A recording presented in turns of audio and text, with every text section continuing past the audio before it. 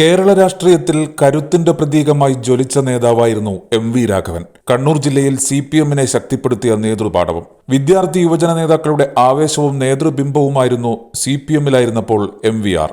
ഒട്ടേറെ യുവ നേതാക്കൾ അക്കാലത്ത് MVR-നെ പിന്തുടർന്നു. അക്കൂട്ടത്തിൽ പ്രമുഖനായിരുന്നു CP ജോൺ. CPM-നെ പിടിച്ചുലച്ച ബദൽ രേഖാ വിവാദം 1986-ലായിരുന്നു. M.V. രാഘവൻ തുടക്കമിട്ട ബദൽ രേഖാ ചർച്ച CPM-ൽ പടർന്നു. പക്ഷേ കൊണ്ടും കൊടുത്തും പാർട്ടി വളർത്തിയ MVR-നെ പാർട്ടിക്ക് വേണ്ടാതായി. അദ്ദേഹം പുറത്തായി. അക്കാലത്തെ പല യുവ നേതാക്കളും രാഘവനൊപ്പം നിന്നു. പലരും CPM-ലേക്ക് തന്നെ തിരിച്ചു പോയപ്പോൾ രാഘവനൊപ്പം ഒരിളക്കവുമില്ലാതെ നിലയുറപ്പിച്ച CP ജോൺ ഇന്ന് VD സതീശൻ മന്ത്രിസഭയിൽ മന്ത്രിയായി അധികാരമേറ്റു.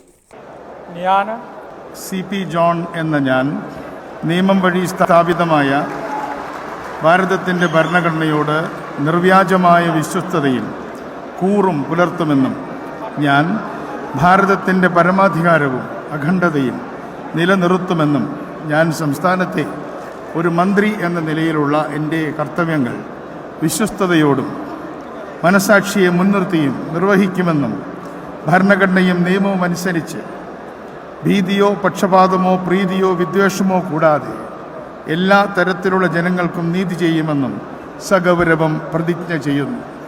CPM-ൽ നിന്ന് പുറത്താക്കപ്പെട്ട M.V. രാഘവൻ CMP രൂപീകരിച്ചപ്പോൾ CP ജോണും അടിയുറച്ചു നിന്നു. UDF-നൊപ്പം ചേർന്ന CMP-യും CPM-ഉം പിന്നീട് നേർക്കുനേർ പോരാട്ടമായിരുന്നു. 1991 കരുണാകരൻ മന്ത്രിസഭയിൽ M.V. രാഘവൻ സഹകരണ വകുപ്പ് മന്ത്രിയായി. കൂത്തുപറമ്പ് വെടിവെപ്പ് ആ കാലഘട്ടത്തിലായിരുന്നു. കാലമേറെ കഴിഞ്ഞപ്പോൾ MVR രോഗശയ്യയിലായ ഘട്ടത്തിൽ CMP പിളർന്നു. അരവിന്ദാക്ഷൻ വിഭാഗം CPM-നോടൊപ്പം ചേർന്നപ്പോൾ CP ജോൺ കോൺഗ്രസിനൊപ്പം ഉറച്ചുനിന്നു. MVR-ന്റെ മരണശേഷം CMP ജനറൽ സെക്രട്ടറിയായി.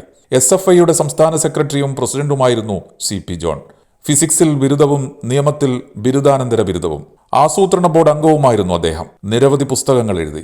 M.V. രാഘവന്റെ ഉറ്റ അനുയായി എന്ന നിലയിൽ കണ്ണൂർ ജില്ലയുമായും CP ജോണിന് ആത്മബന്ധമുണ്ട്. തിരുവനന്തപുരം സെൻട്രൽ മണ്ഡലത്തിൽ ഇത്തവണ വിജയിച്ചു.